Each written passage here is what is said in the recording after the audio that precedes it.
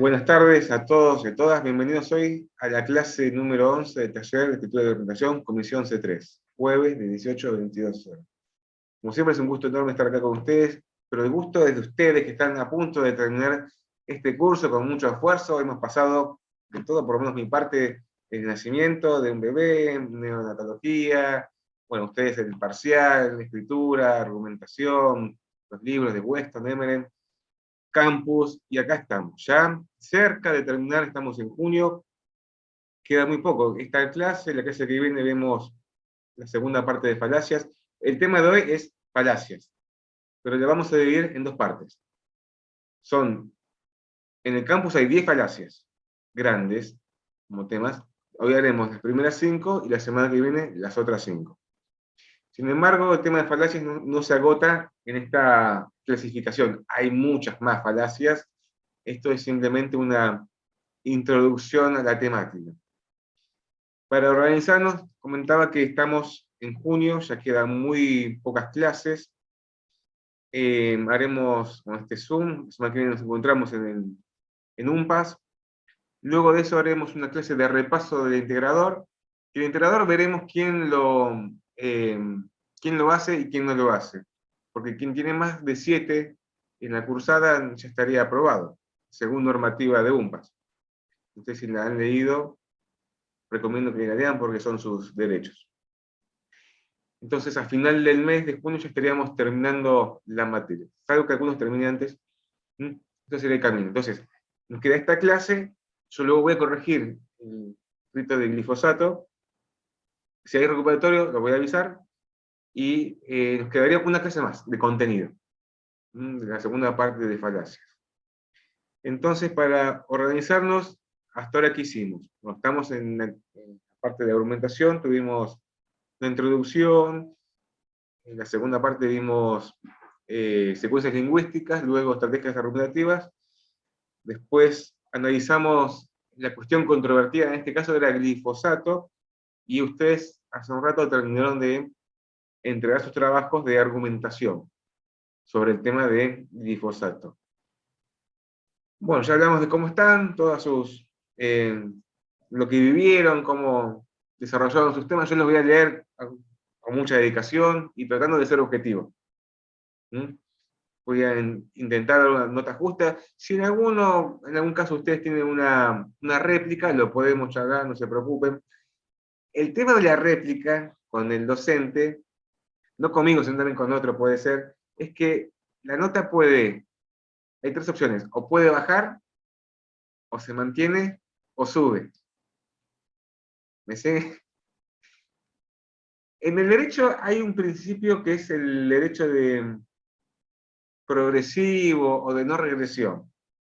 Que eso acá no se estaría aplicando. Significa que cuando se llegó a cierto estadio en la norma, cualquier modificación tiene que ser para mejor, nunca en forma negativa.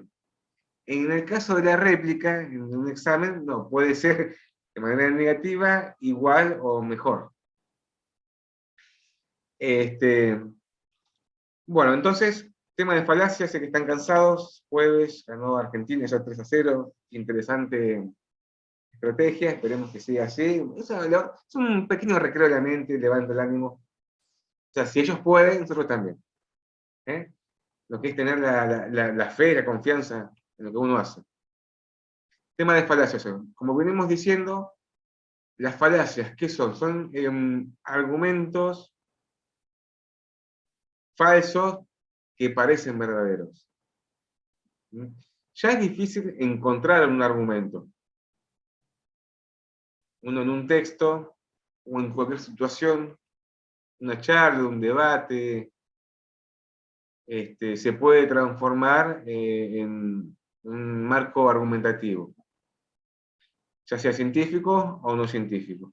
Y dentro de ese campo o mundo de acción hay falacias, argumentos que parecen verdaderos pero son falsos en esencia. Como dicen los libros, en este caso Emeren, establece que detectar falacias es muy difícil.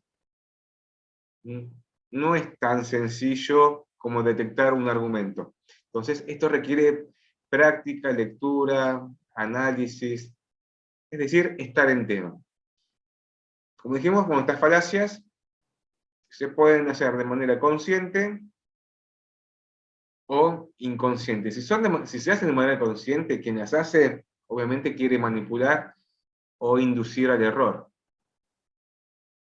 Encaminar la cuestión a un punto a su favor, más allá de que se busque la verdad o no.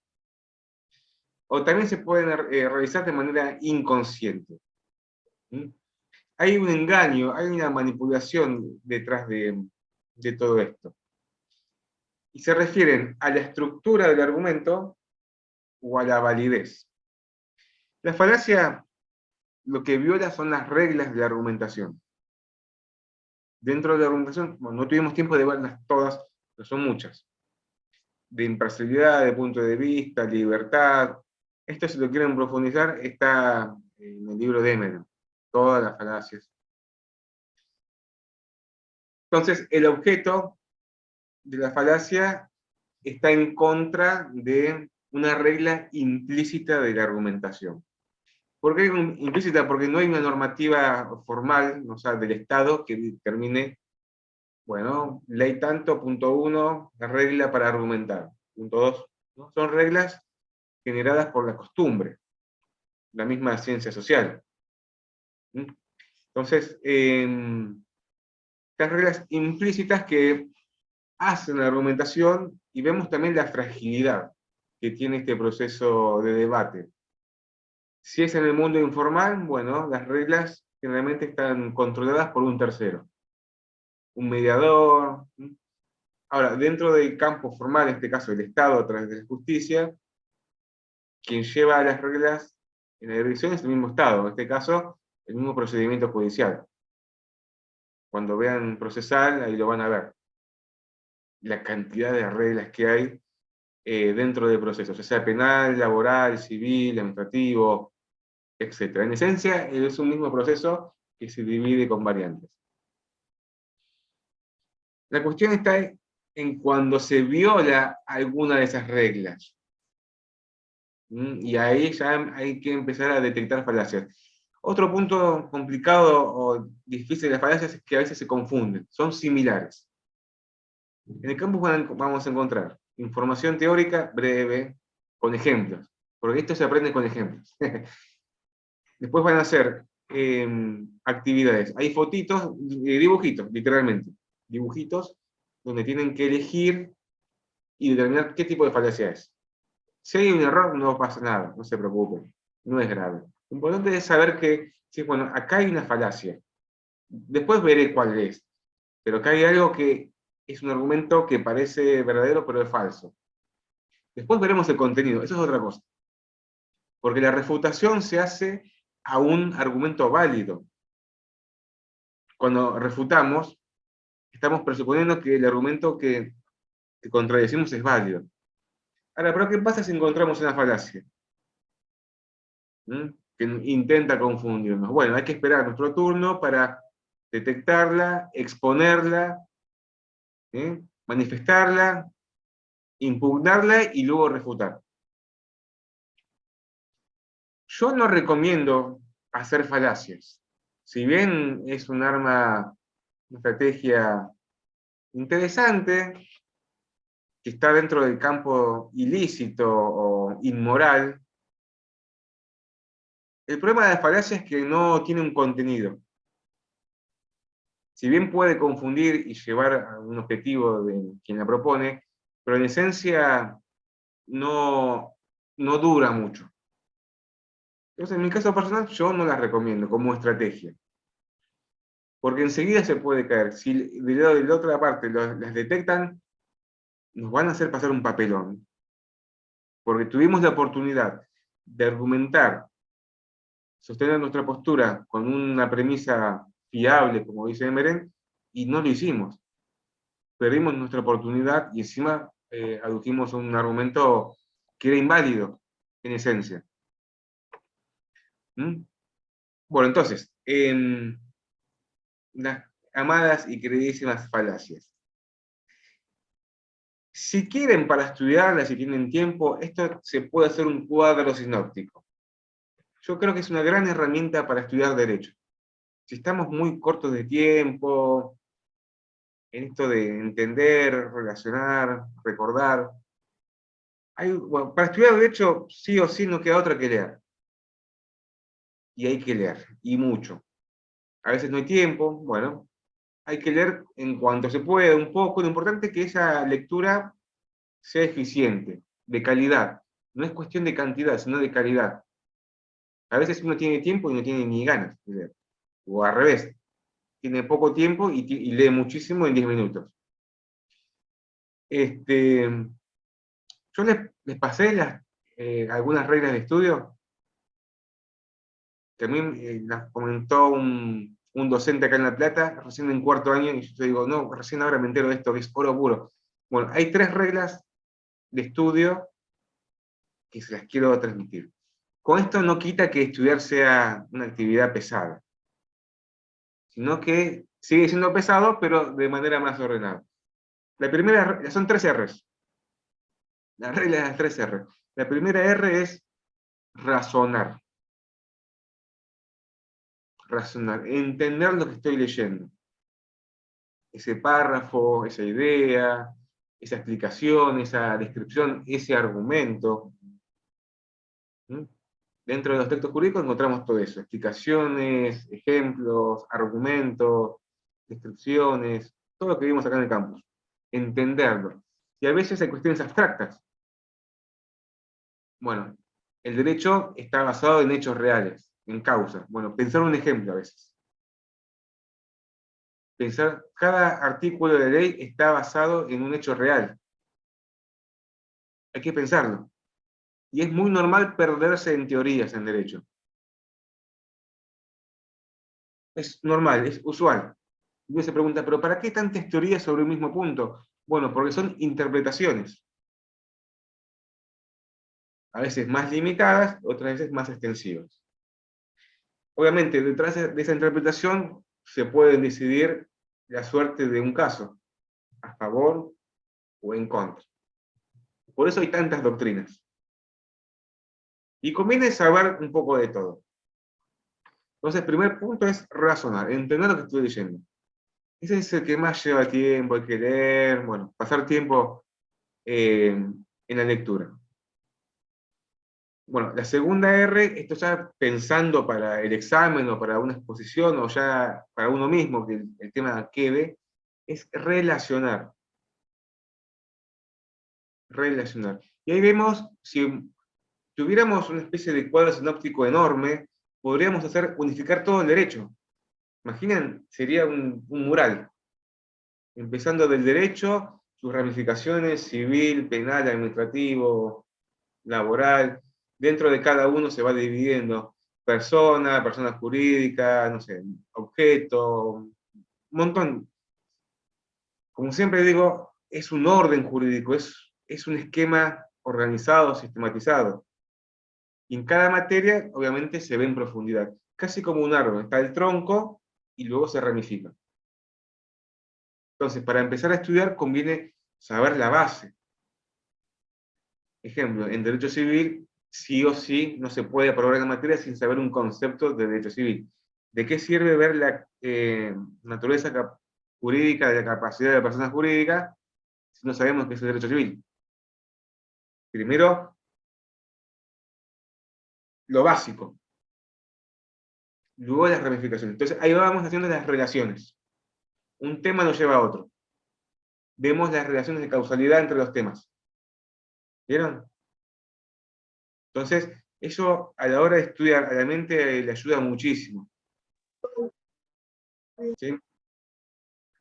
Relacionar. Bueno. Y la última R es recordar. Recordar. Cuando hay que saber un concepto, una definición. Pero seguramente les ha pasado que llega el examen y tienen la información un poco suelta, perdida. De acá para allá, un lío. Claro, porque no estaba muy claro el razonamiento ni la relación. Entonces tenemos conceptos sueltos. Entonces, razonar, relacionar y recordar. Casi memorizar. ¿Y cómo se memoriza? A veces repitiendo. La persona física es esta cosa. La persona física es esta cosa. Y a veces la definición es muy cortita. No es necesario saber una definición de 5 renglones. ¿Mm? Lo importante es que esa repetición de palabras, uno sepa el contenido y cómo se relaciona con otros temas. Cuando llega el examen, ustedes van a demostrar un buen manejo del tema de la materia, porque lo pueden recordar, lo pueden razonar y relacionar.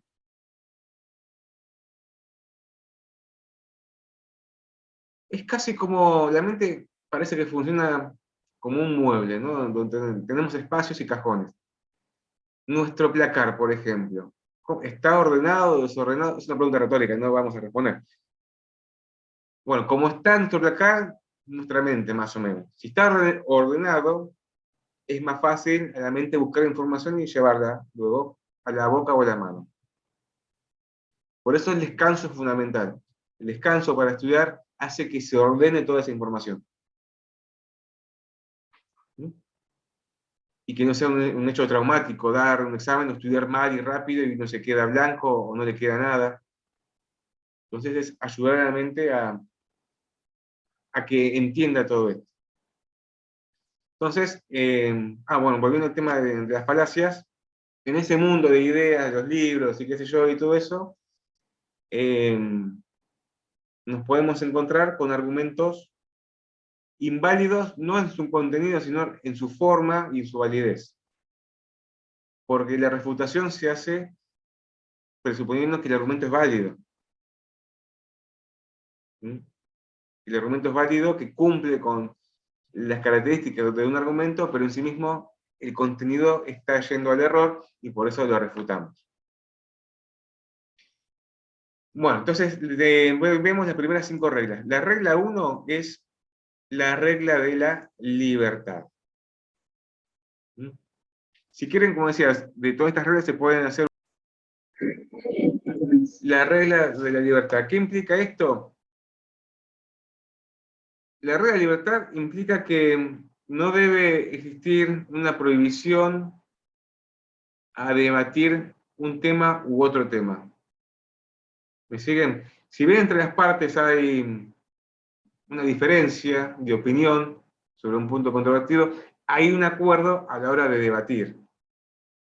Lo que se busca acá es que esa libertad se mantenga y que no se implique una prohibición de debatir temas tabú o dogma.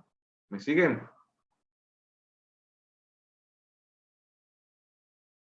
Sí, sí. Bueno. Entonces, la libertad. Todo tema, dentro de la argumentación estamos hablando siempre, ¿eh? Todo tema se puede debatir. Y debatir no significa estar en contra. A veces uno debate por conocimiento, por intentar profundizar un tema. No significa, el hecho, a ver, vamos a debatir, no significa que estoy en contra o a favor. A veces es, bueno, ir un poco más allá del conocimiento razonado que tenemos.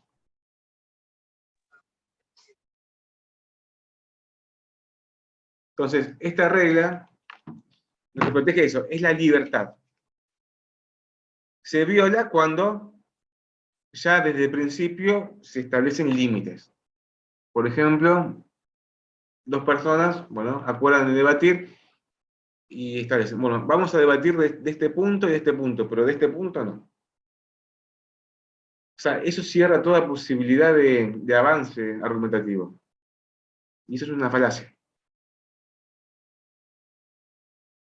A lo largo de, de estas reglas vamos a ver situaciones cotidianas, porque cuántas veces habremos hecho falacias sin darnos cuenta.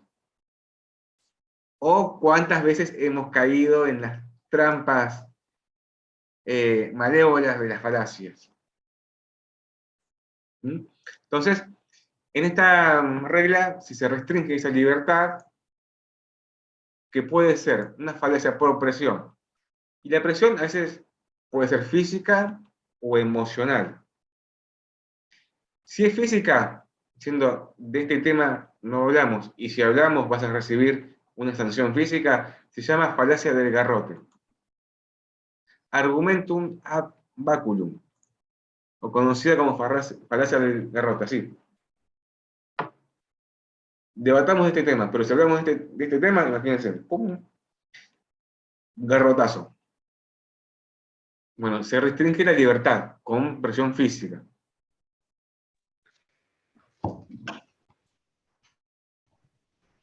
Dentro de este variante puede haber una presión emocional. Es la falacia ad misericordiam, falacia de apelación a la piedad. Ejemplo, hipotético, ¿no? El examen terminó recién, hace 42 minutos. Ahora a las 8:30 de la noche, ya cuando hemos cortado todo, yo estoy haciendo mis tareas privadas, me llega un mensaje, profesor Manuel Yesca, mi muy estimado profesor Manuel Yesca, me cuentes historia de todo lo que pasó el fin de semana, apela a la piedad para que yo haga una extensión del plazo. Entonces, eso es una falacia. Si bien puede estar justificado, pero en esencia es una falacia, porque a la hora de argumentar, deben ser solamente con argumentos, no con otros sentimientos u otros elementos. Se afecta la libertad. El límite es mínimo a veces. Ejemplo, si pasa eso, ¿qué hago? ¿Lo habilito o no lo habilito? Y bueno, quedará a mi criterio en el caso específico. No sé, no, creo que ha pasado alguna vez, no me acuerdo qué decidí, pero para que vean que a veces el límite entre un argumento válido o una falacia es un detalle al pasar. Bueno, entonces vimos falacia de garrote y de misericordia. Ahora también puede pasar que se afecte la libertad cuando se desacredita a la persona que emite el argumento. Dijimos que la esencial acá es la libertad de los argumentos, pero se puede afectar esa libertad cuando se ataca a la persona. Creo que dije esa frase, será lo que será, pero vamos a escucharlo. ¿No? Ya empezó fuerte, como el primer tiempo de allá en Argentina, empezó fuerte. No eran tan amigos jugando. Entonces, eso puede ser un ataque personal directo a la persona, ¿no? Se lo insulta, se lo ridiculiza, se hacen ironías. Cuando pasa eso no hay posibilidad de seguir. Ya es una falacia. ¿Mm? Es una falacia que no se puede continuar, ¿no? Con un insulto, porque se ataca a la persona, no al argumento.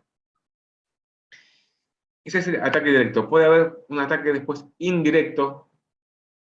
Ejemplo, se denuncia algún interés en la persona porque tiene un comercio o un interés personal. Por ejemplo, a ver, hipotético, para que YouTube no me sancione. En este caso de disofato, estábamos haciendo el trabajo argumentativo, atacamos al abogado o persona representante de la empresa Monsanto que defiende Monsanto porque trabaja para Monsanto. Entonces es un ataque indirecto de la persona. Lo asimilamos su trabajo personal con su defensa. Pero lo que debemos atacar nada más es esta defensa, no su vida personal. ¿Sí? Eso es una falacia. Siempre el argumento, no otra cosa. Y la otra variante es conocida como el tú también, que no coincide, o sea, se hace una variante que no coincide lo que postula la persona con su vida privada. Ejemplo hipotético, para que YouTube no me sancione, te voy a decir siempre porque YouTube enseguida te sanciona. Ejemplo, el médico que postula, bueno, o receta una medicación, pero él mismo no la toma. ¿No? Entonces, si vamos por ese camino, es una falacia. Lo que importa es el argumento, no si la persona lo hace o no lo hace en su vida privada. ¿Sí? Entonces, es una falacia. El tú también. se intenta buscar una contradicción entre lo que se postula y lo que realmente hace.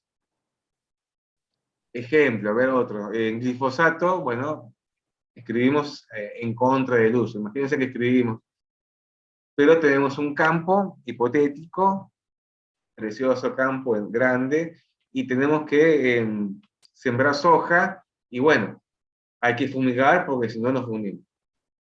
Entonces nos pueden acusar diciendo que escribimos un trabajo en contra del glifosato y luego estamos fumigando.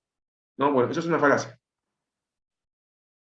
Entonces el límite es muy sensible entre el escrito en sí mismo y lo que pasa alrededor.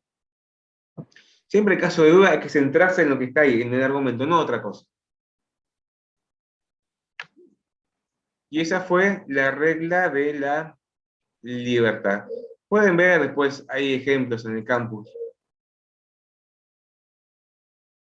¿Mm? ¿Se entiende, no? O sea, tiene que haber libertad, ese es el principio. Y ir siempre al argumento, no cuestiones personales, ni ataques indirectos, directos. Profe, Sí,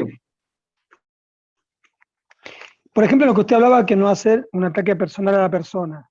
sí. Pero si yo estoy haciendo un ensayo, un trabajo sobre la influencia de las redes sociales con una connotación negativa, y por ejemplo hablo que Steve Jobs, que fue un propulsor de esto, pero él, que es real, no dejaba que sus hijos usen tablet o celulares.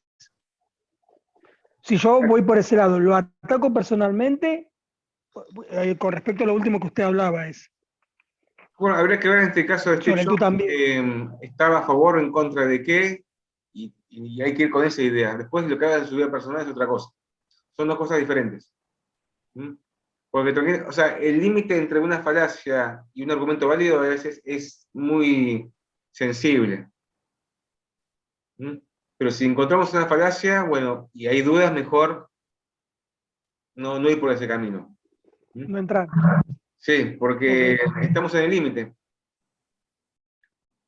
Además, habría que probar cómo exactamente esta persona prohibía o no a sus hijos, a sus parientes, en qué medida. Son dos cuestiones diferentes. Por eso, como dijimos, a la hora de argumentar, siempre hay que ser específico, preciso, incisivo, ¿no? Incisivo, ahí, siempre con una cuestión puntual. Después habrá tiempo de discutir otras cosas, pero es de un punto a otro punto. No se puede continuar en un subpunto hasta que no se termine esa discusión. ¿Sí? Bueno, entonces vamos ahora a la segunda regla, que es regla de la carga de la prueba. Regla de la carga de la prueba.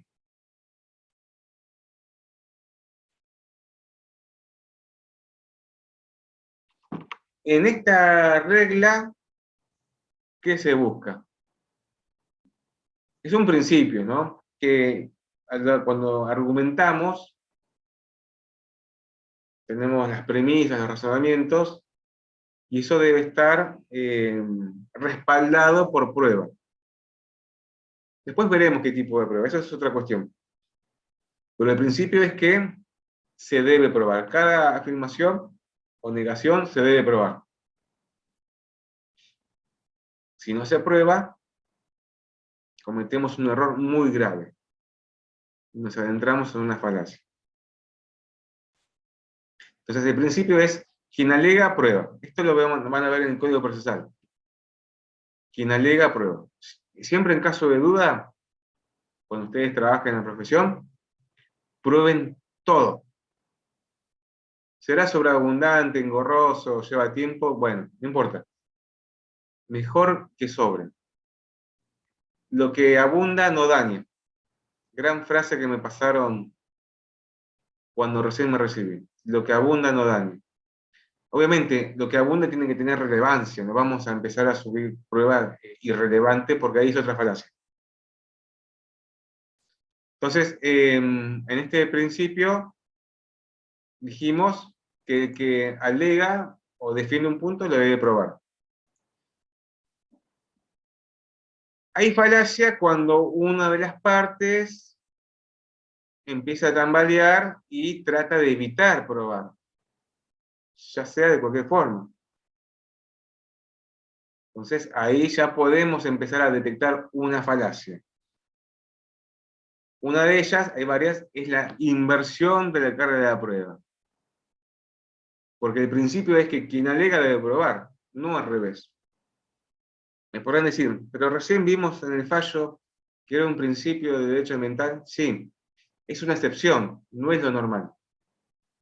Esa inversión de carga de prueba era en el fallo porque el juez lo determinó por una razón de justicia, de diferente poder entre el pueblo y la empresa. Lo normal es que cada uno pruebe, actor y demandado. Si el demandado o el actor intentan cambiar ese rol de carga de prueba, es una falacia. ¿Mm? A veces se ve un ejemplo, ¿no? Claramente se ve, yo lo veo en las luchas interminables de las redes sociales. Ahí, ¿no? Que se empiezan a debatir, a insultar, un momento se depura la cuestión y uno postula una cuestión, otra cuestión, y en vez de cada uno probar, dice, bueno, ahora probalo vos primero. Se invierte. No, no, cada uno se debe probar. Entonces, eso tenemos siempre claro. La otra falacia dentro de este punto es cuando se altera el orden de defensa del punto de vista. La pregunta es, ¿quién empieza a probar? Bueno, se habla del principio de imparcialidad. Generalmente se empieza a probar el punto de vista más fácil. En este caso, el de la justicia. A ver, en el caso del glifosato, el más fácil es estar en contra del glifosato. Más difícil es probar estoy a favor del glifosato. Pero estar a favor del glifosato no significa una cuestión moral. ¿Me siguen?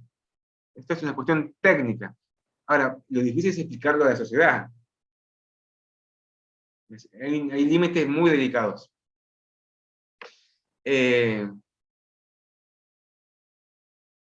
Entonces, bueno, puede haber una falacia ahí. Si se altera este orden de imparcialidad, empezá vos primero, no yo, bueno, no.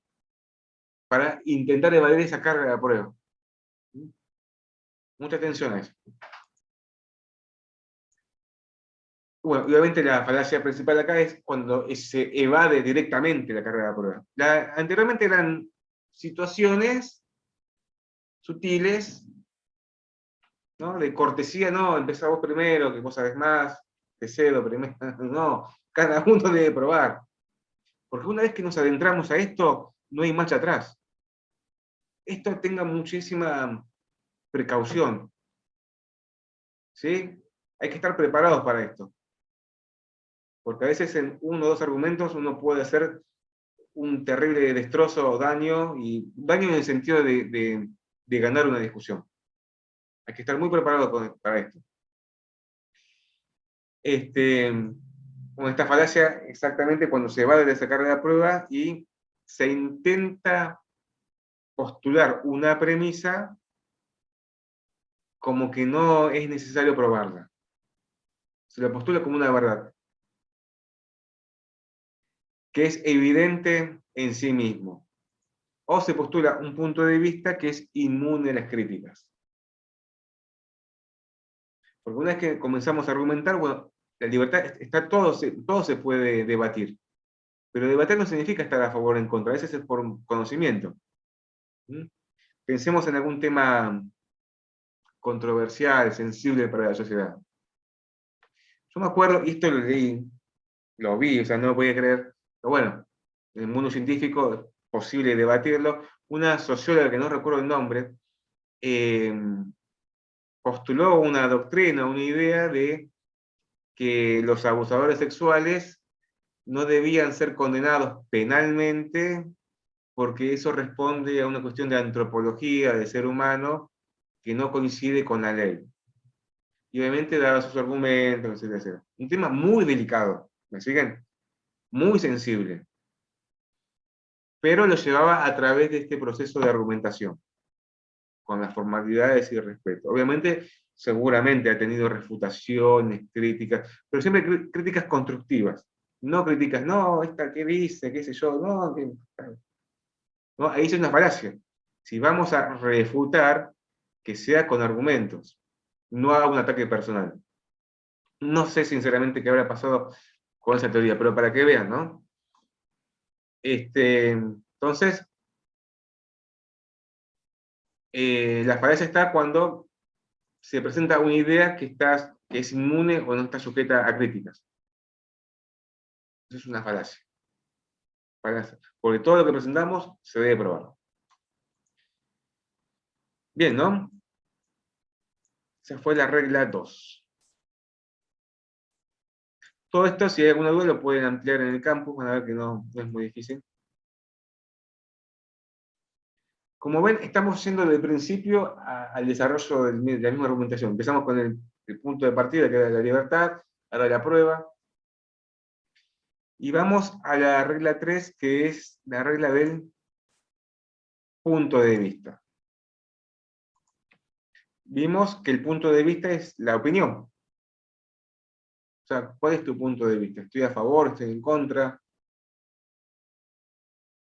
Mucho no nos sirve si estamos en el medio, ¿no?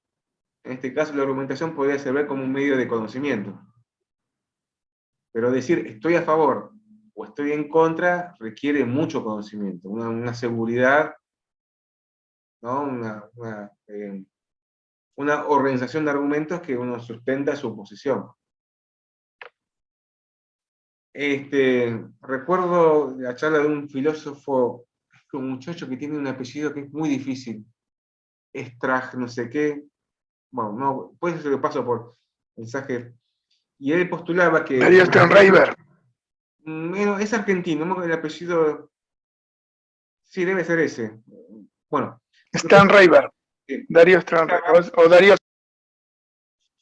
Postulaba cuando hacía un análisis de la ciencia y la fe, ¿no? Desde la filosofía.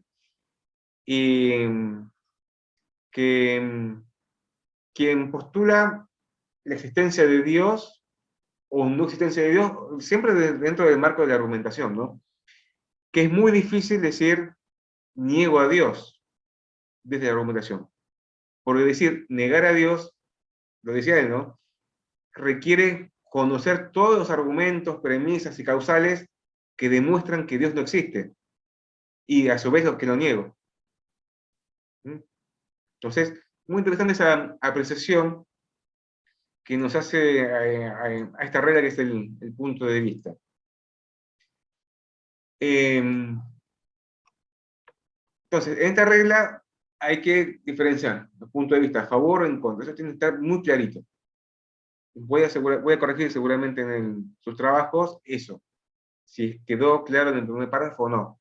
Porque a veces uno escribe y presupone que el docente o quien lee ya sabe que es su punto de vista. Obviamente ya sé que es en contra, pero tiene que quedar claro.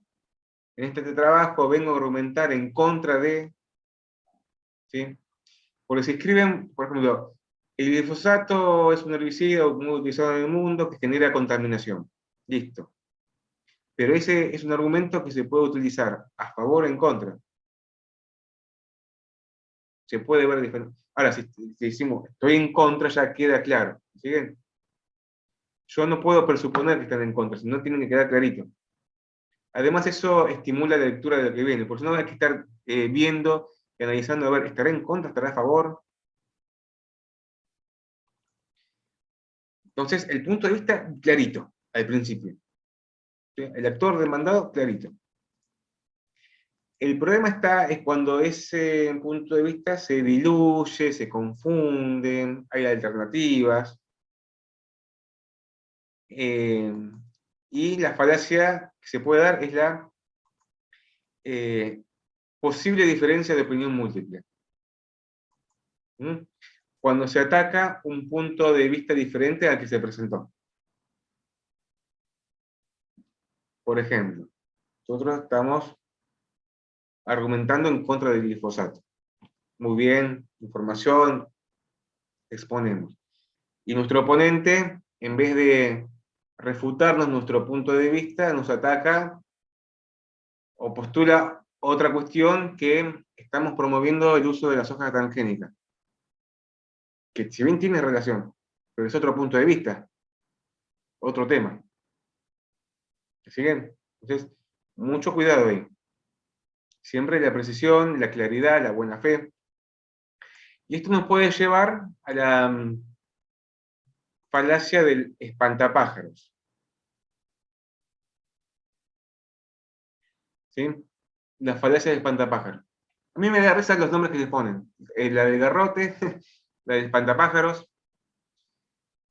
Imagínense, ¿no? Un espantapájaros. En este caso, el oponente, como no tiene una refutación o un argumento válido, va a intentar usar sus artimañas, intentar confundir y ridiculizar al oponente. ¿Qué hace? Planta un espantapájaros en el punto de vista. Lo ridiculiza. O sea, no ataca el contenido, sino que previamente establece una distracción. Ejemplo, miren. Y estas sí son delicadas porque a veces pasan tan rápido que uno no se da cuenta. Una persona postula que es necesario reformar la repartición de la tierra en Argentina, o sea, una reforma agraria, y da sus fundamentos, sus argumentos, etc. Muy bien.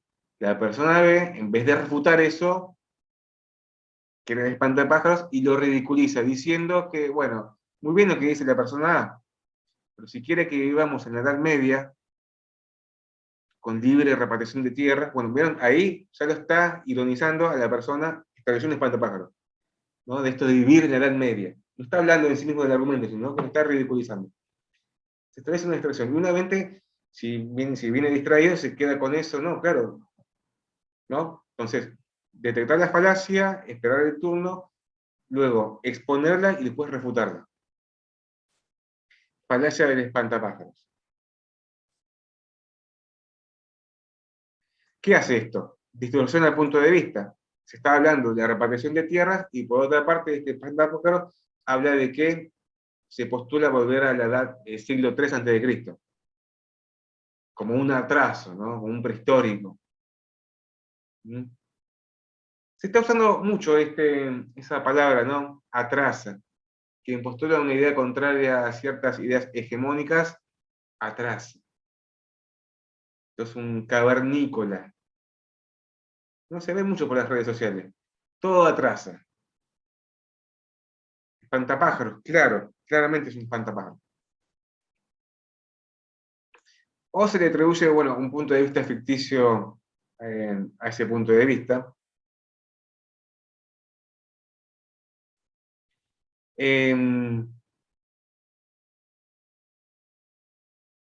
Y acá hay tres variantes, muy minuciosas, son tan pequeñas que... La primera es que se enfatiza un punto de vista, por ejemplo, ¿no? Se está hablando sobre formas de gobierno y uno habla, yo defiendo la democracia. ¿Y qué quiere decir eso de manera indirecta? Que mi oponente no la defiende, ¿no? Es un detalle al pasar, una cosita. Se enfatiza ese punto de vista. El otro variante es cuando se hace hincapié en el grupo social al que pertenece el orador o quien propone la idea, y no en la misma idea. Ejemplo, se lo relaciona con su trabajo actual, ¿no? Es una persona de negocios. Es muy similar a la que vimos anteriormente. No se ataca en sí mismo el punto de vista, sino su actividad personal.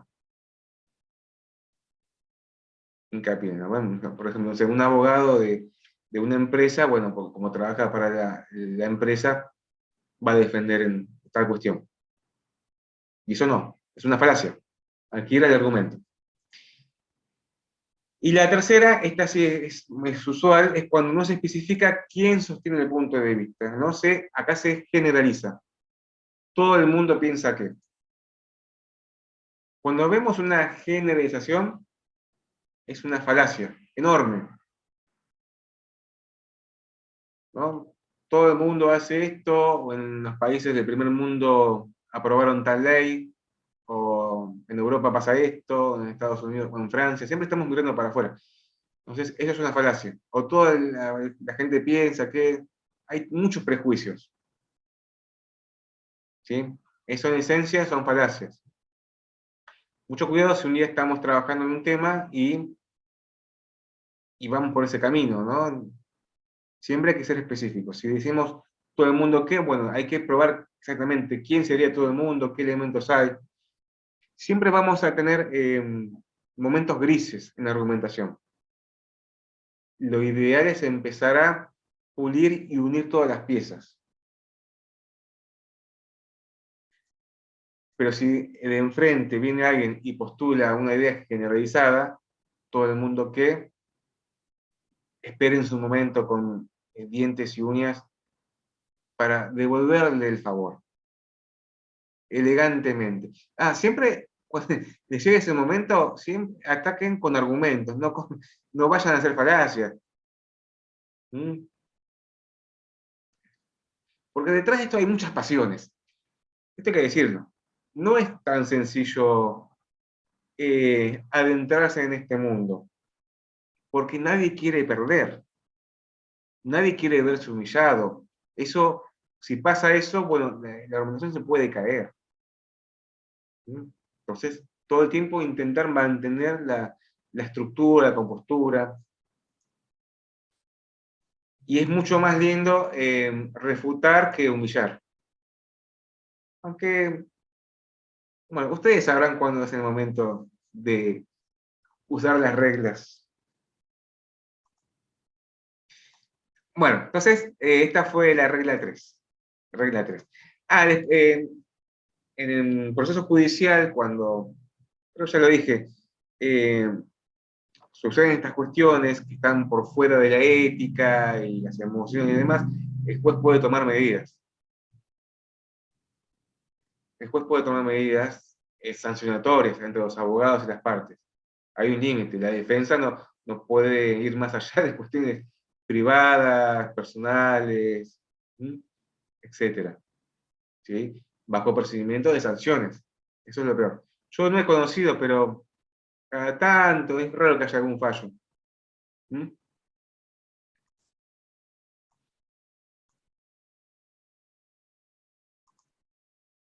Este, sí, hubo una vez, se hizo viral viral no, sino en los portales de abogados, que no son muy virales, son muy técnicos, algunos casos donde se han presentado escritos que son borradores, por ejemplo, de una demanda, y claro, se presentó el borrador y había alguna mala palabra extra que se olvidaron de borrar.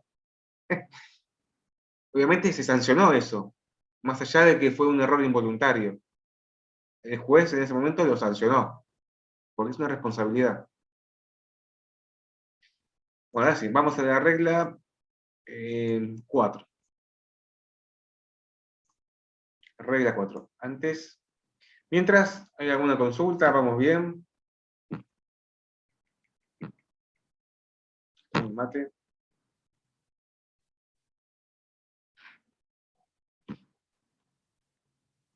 Regla 4, la relevancia. Acá se protege el contenido de los argumentos. Si bien hay libertad probatoria, salvo el límite que sea obtenido de manera ilícita, eso no se puede. Hay libertad. Y dijimos que lo que abunda no daña. Bueno, eso está bien. Pero hay un límite, que es el sentido común. No podemos llenar de pruebas y confundir. Es un momento que la mente humana tiene un límite, ¿no? ¿Qué limitados somos los humanos? No podemos comprender todo al mismo tiempo, ¿no? Qué interesante, ¿no? Entonces, presentar argumentos de relevancia.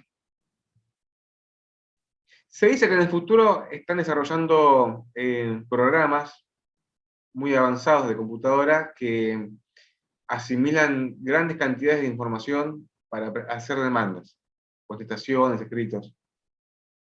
Por nosotros como, sí, sí, no creo que, ojalá que nunca llegue acá, pero una computadora podía articular miles de argumentos y encontrar el más adecuado según algunos logaritmos.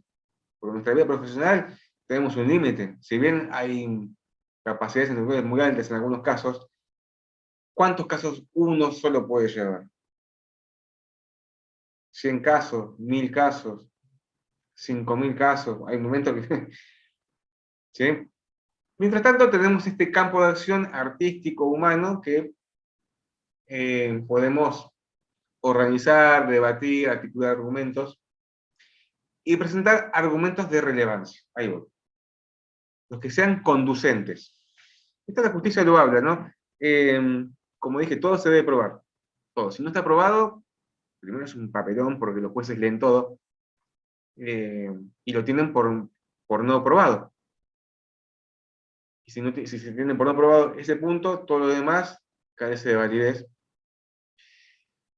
Y dentro de ese campo se deben presentar argumentos que sean acordes, no cualquier cosa. ¿Mm? Si el que presenta argumentos o prueba de manera excesiva, comete la falacia. Por presentar argumentos irrelevantes. Entonces, el principio es que se presenten argumentos relevantes. Y a ustedes les pasó seguramente cuando estaban investigando que tenían un lío de ideas. Entre los hechos, el fallo Peralta, San Jorge, y demás son parecidos. Debe ser el mismo campo, pero a algunos kilómetros. Bueno, que Greenpeace, que los videos, un lío. Bueno, entonces, dentro de ese mundo hay que agarrar argumentos relevantes. Eso es lo que yo voy a leer.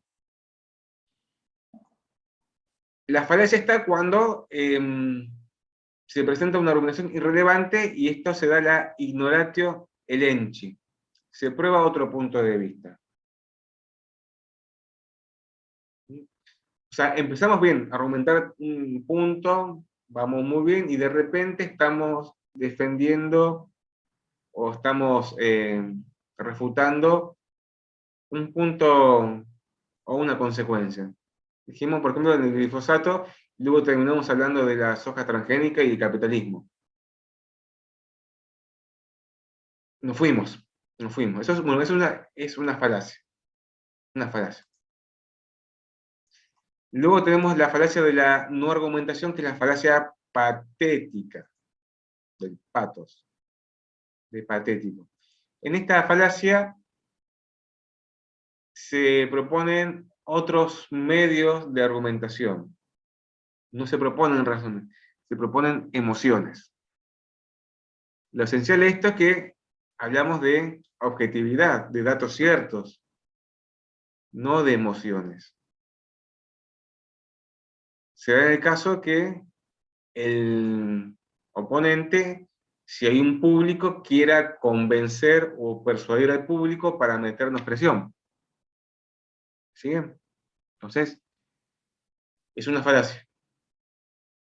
Debe ser un ida y vuelta de argumentos, no de emociones o manipular al público, etc. Y la otra variante es falacia de abuso de autoridad. Lo que dijimos es lo que importa es el argumento, no la persona que lo dice. La persona, bueno, tendrá cierta legitimidad, pero esa legitimidad no puede darse por cierta. No significa que por el hecho de ser un investigador, tener 3 doctorados, etcétera, etcétera, etcétera, eso se convierta en abuso de autoridad y no merezca ser probado. Todo se debe probar con argumentos relevantes. Bueno, lo vimos en el video, ¿se acuerdan del biólogo que los primeros minutos fue a hablar de su currículum? ¿No? No es una falacia, lo hace para legitimar, luego lo tendrá que probar.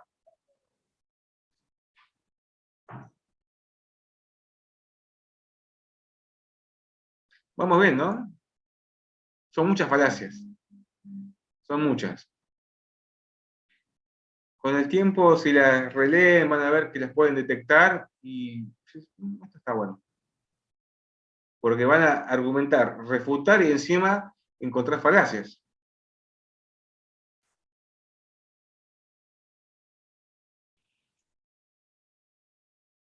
Bueno, falacia de abuso de autoridad.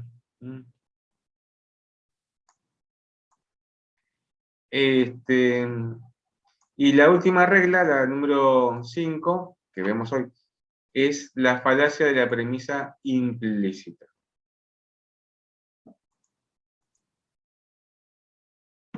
La falacia de la premisa implícita.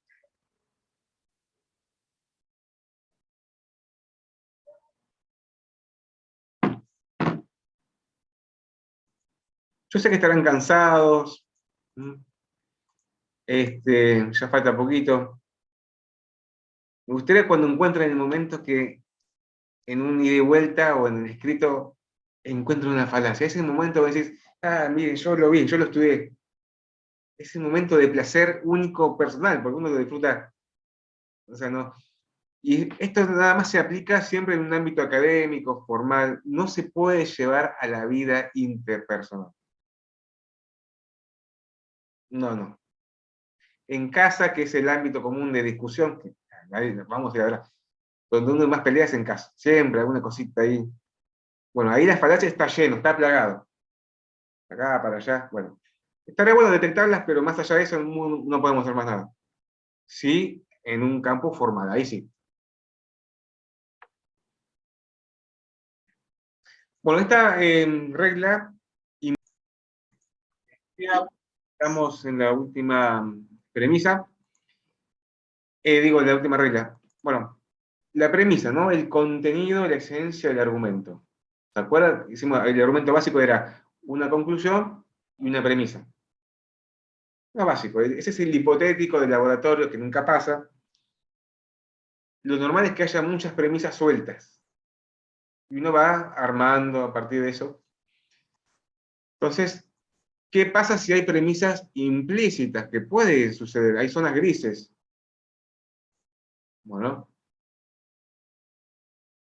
la regla es que utilicemos premisas claras y directas, precisas, que no sean ambiguas ni vagas y todo eso. Puede pasar que haya alguna interpretación implícita, y si sucede eso, o lo depuramos y lo purificamos, ¿no? Lo subsanamos, o si seguimos en ese camino se puede cometer una falacia. En este caso, cuando se saca ventaja de ese lenguaje implícito, se comete una falacia. Y acá el campus da un ejemplo, ¿no? Se puede magnificar esa premisa o se puede disminuir la premisa. La interpretación más que nada. Y vemos el ejemplo de Ana y Juan. Cuando se magnifica esa interpretación. Ana dice, puede ser que a Juan no le gusten mucho los perros porque tiene un gato. Y Juan dice, ¿así que pensás que todo aquel que tiene un gato odia los perros?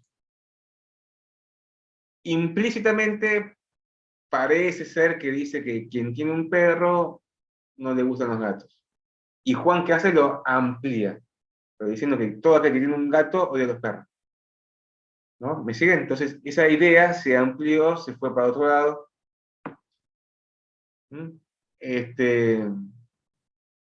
Hay que ir directamente siempre al argumento, a la premisa, no a las interpretaciones.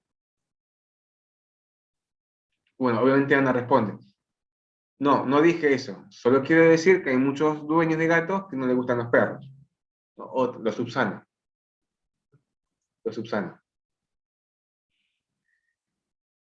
Dentro de esta tenemos la falacia de negar una premisa implícita. Da un ejemplo, ¿no? No tengo nada contra los homosexuales.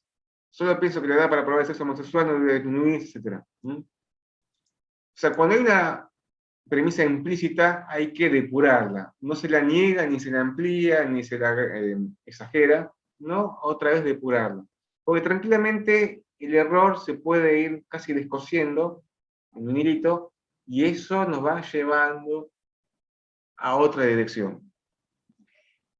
Ven que es muy delicado, primero encontrar el argumento, y luego ver todas estas cuestiones. La premisa, siempre ir a la precisión, por favor, esto va a ayudar muchísimo en su estudio. Ir al detalle, ¿sí? A la calidad de lo que leen y lo que están entendiendo.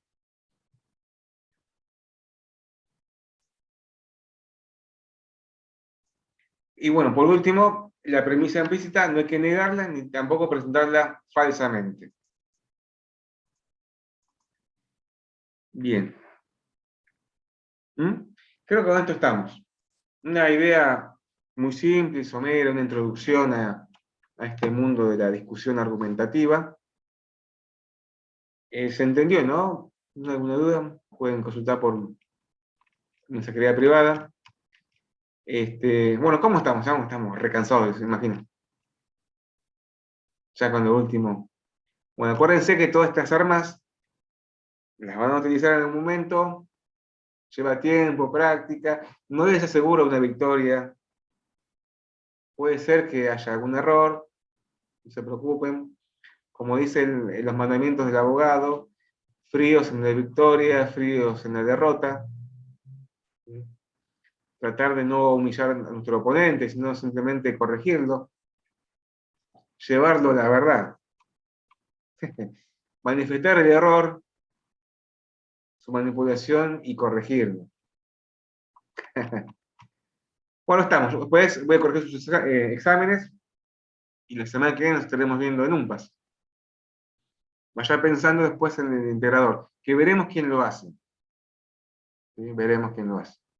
Si adeudan clases, por favor háganlas, es fundamental para eso, mantener la regularidad. Y en el campus vayan haciendo las de esta clase, bueno, vean las fotitos y van a ver. Hay una que es clarísima, la del garrote. Pero ya se les digo. Está con el garrote. Hay otras que son para pensar, y después hay algunos párrafos para determinar la falacia. Bueno, espero de todo esto que les guste. Si no, este tema no les gusta, es muy difícil. Pero si están acá a esta hora es porque les gusta. Y piensen que después de con todo esto van a cobrar honorarios. Van a cobrar honorarios, obvio. Bueno, muy bien, nada más. ¿Hay alguna duda? Profe, ¿dónde puedo ver los videos que usted graba? Para volver a... Los videos, tengo un canal de YouTube. Sí, soy youtuber. Puse el link del canal en la pantalla principal del campus. Abajo dice canal de YouTube. Se pueden suscribir si quieren. Suscríbanse y denle like a la campanita. Como siempre digo, si ustedes tienen una duda después en la hora de carrera o luego de la profesión, pueden escribir y lo vamos viendo. Lo vamos viendo, ¿sí? El canal está su nombre, ¿verdad? Sí, dice abogado Yescas. Es la promoción del estudio. ¿Abogado? Sí, abogado Yescas. O Yescas abogado. Listo. Bueno, el caso actual del actor. Sí, después me gustaría ver la sentencia. Habría que traducirla. Bueno, hay tanto por leer, sería muy interesante ver con qué elementos se llegó a esa sentencia. Y en mi canal, bueno, están todas las clases Interesante, porque de 15 millones de dólares por difamación. sí, en Estados Unidos es otro sistema respecto de la cuantía de los montos. Obviamente es otra economía, por eso. Acá eso no existe. Además, imagínense pagar la tasa de justicia, los impuestos, es impensado. Bueno, eso es ver derecho comparado, la verdad que es muy interesante, el derecho comparado. Ahí les paso el canal si quieren. Y Yescas abogado, acá está, sí. Bueno, nada más. disfruten, vayan a descansar, por favor, eso sí, ahora sí, descansen. Hicieron el examen qué sé yo, hagan otras materias, pero descansen, merecido descanso. Después habrá tiempo de debatir y pelearse con alguien. Bueno, nada más. Hemos celebrado la clase número 11, podemos ir en paz. Nos vemos. Muchas Gracias, gracias. profe. Nos vemos. Profe. Gracias. Chao. Hasta la próxima.